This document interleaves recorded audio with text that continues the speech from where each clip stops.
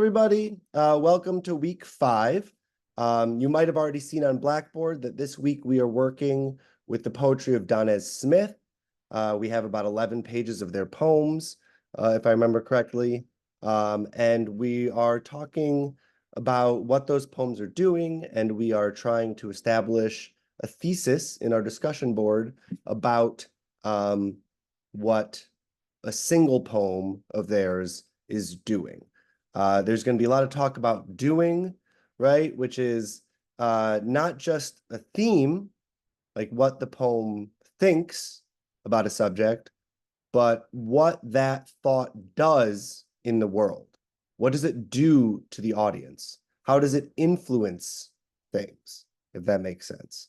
So moving beyond just identifying a theme and making an argument about what that theme does, what creating that poem does to the world.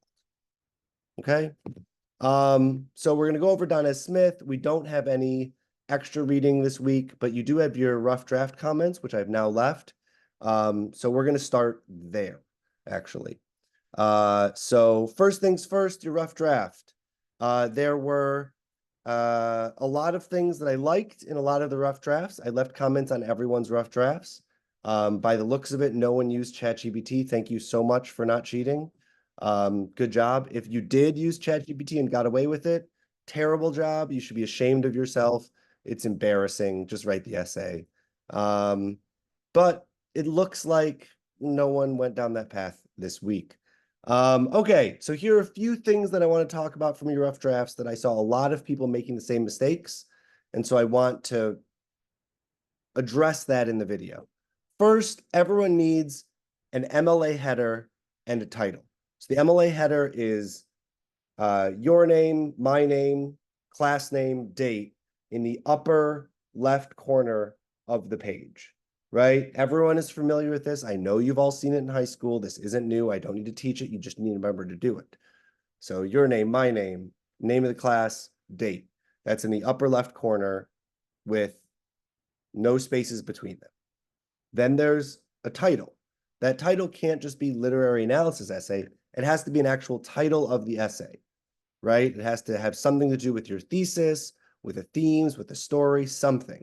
It can be clever or interesting, but it can't just be final draft literary analysis essay. You will lose points if you do that.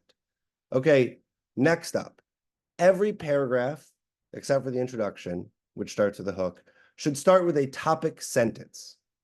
So a topic sentence is a claim that helps prove your thesis and something that gives an idea of what's to come in the paragraph that follows. If you remember from the week 3 of the Wiley reading, we talked about how to organize an analytical paragraph. You need to start with a claim, then have evidence, then have analysis. Each of your paragraphs needs to have all 3 of these things. I saw a lot of stub paragraphs that just do very little at all.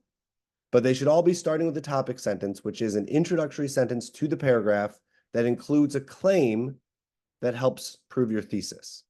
Next up, we should be using logical sequence arguments. A couple of you are using list form arguments for your rough drafts. Those will not do. Will you still pass the essay with a list form? Sure. But if you're not having a logical sequence where one point helps prove the next point, helps prove the next point, you probably won't get an A. Okay. Next thing that's really important, I saw a lot of plot summary. We need to avoid that at all costs. You do not need to spend a whole paragraph telling me what happened in the plot. You're supposed to assume, as the Wiley Guide mentions, that the reader is familiar with the work that you are analyzing. So you do not need to tell us the plot. You just need to talk about the themes and your claims and your thesis. Okay? Finally, 2 more things. Themes are not just topics. They are what the text is saying about the topic. I know we've covered this in previous reading and in previous videos, so I'm just going to say it again. A theme is not racism. A theme has to be what the text says about racism. Racism is blah.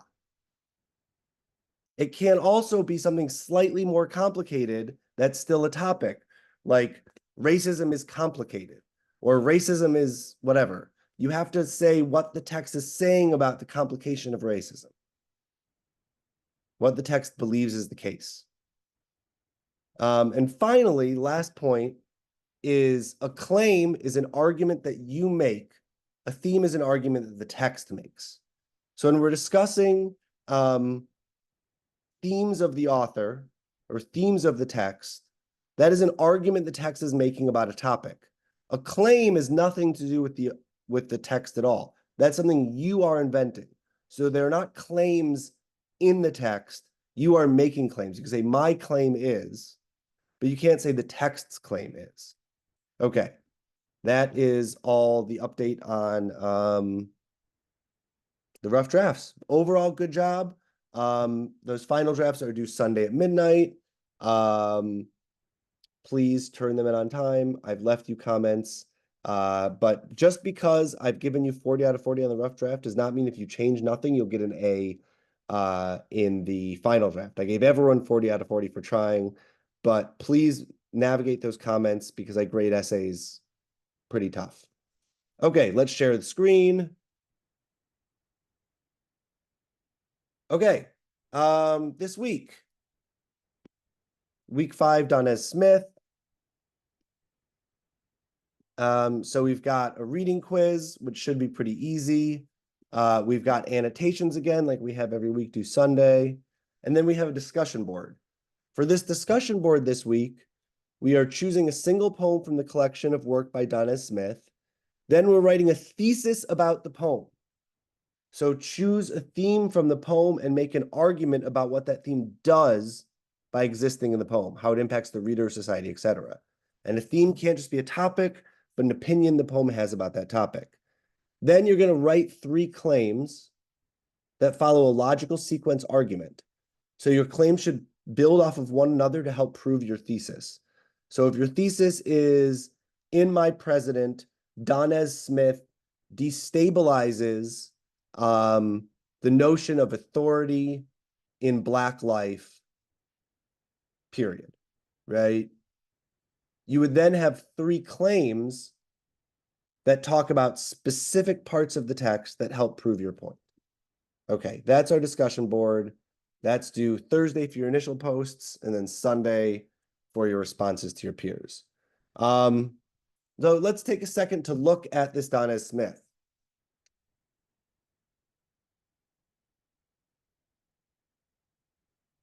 As I spill water all over myself. I don't know why I use these things. I'm bad at drinking out of them, but they hold a lot of water, so I guess that's it. Okay, looks like it's 10 pages of Danez Smith. So what I want us to be looking at, looks like I forgot to change the font size for these 2 pages. That's too bad. But you get the point. These poems are formatted in interesting ways. That's one thing we can think about when we're making claims, how the formatting of the poems is influencing the development of a theme in the work, right? You can talk about formal devices, like how these are tabbed in, how he uses a lowercase I everywhere. That's really notable. Lowercase I destabilizing or decentering themselves as like the core of knowledge. Very interesting. I also want us to look at the politics of this work, kind of what it is saying about race in America, what it is saying about Blackness, about white people, about non-Black people of color, how they all fit together. This first poem is my favorite, My President. It is all about how all these people in Danez's community are their president, and explains why they are their president in really kind of like funny, interesting ways. So what is the theme of this, right? This is something we can consider. What is the theme? What is the poem saying by naming all these people their president? Next up is Fall Poem. This is a poem about trying to focus on nature and being refocused onto violence against Black people or violence against people in general, right? And it is trying to maybe go through a theme of expressing how violence pervades all parts of society and is inescapable, or maybe a theme of we as readers have a fetishized expectation to read about violence instead of reading about nature, and we should change our habits accordingly. Next up is a short one. It's called I'm Going Back to Minnesota Where Sadness Makes Sense. This is in the same collection as these others. It's called Homie by Donez Smith. Great book. If you want a book of poetry and you like these poems, feel free to buy it online. I think it's a great choice. Called Homie. Once again, you can find it on Amazon. This poem is about sadness and geography, right? Those are its topics. But what are its themes? I don't know. This one's a little tricky, right? Maybe you could say that a theme of this poem is that places we associate with happiness, like California, are not always the best location for people who struggle with depression. I don't know. I'm just making this up as I go. Please forgive me. But you can find a theme there. These last two are the most political of the poems. We've got Say It With Your Whole Black Mouth. This is a poem on the topic of Black patience with racism, basically. And if you'll notice, it breaks down near the end where you have this big open space. You have these long spaces between lines. And, you know, you could talk about a theme in this poem is that the things that racism makes Black people want to do, the anger, is inexpressible because society does not allow Black people to express anger safely. That's a theme. So if you were doing this poem, what could your thesis be? Your thesis could be by investigating the theme that we just mentioned of the unspeakability of anger by Black people because of societal norms. By addressing this theme, Donez Smith opens up a space for readers to develop their own relationship with anger. I don't know. That's cool. You could do something like that. Finally, my mom is mixed, so I'm a quarter Black, but I do not say the N-word, mostly because I think it's language that's been used as historical violence by people who look like me, even though it's not people who have my racial background. So I avoid it. I encourage all of everyone who's non-Black to also avoid it, but writing it down in an essay is fine. Reproducing it here is fine. So if you're quoting the text in your discussion board or your final essay, you're allowed to quote the text using the N-word. You should not say it in your own writing, and you should never say it with ER at the end. It's very different with an A at the end. Just there's my little speech. But this is probably the most controversial poem. It basically says that everyone's invited to the cookout, and why some people aren't. So if you're interested in sort of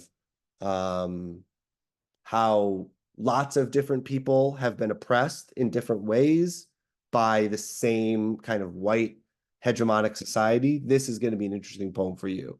That's what it's about. The connections between Black people and Hispanic people and Asian people and Muslim people and all sorts of different people have all been oppressed by whiteness.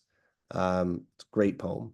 Okay, let's see if we have anything else we need to go over. Again, your final draft analysis is due. I think that's all we have for this week. Again, as always, please email me with questions. I'll be available to answer them. Just send me an email, and please get in your work. Thanks all. Bye.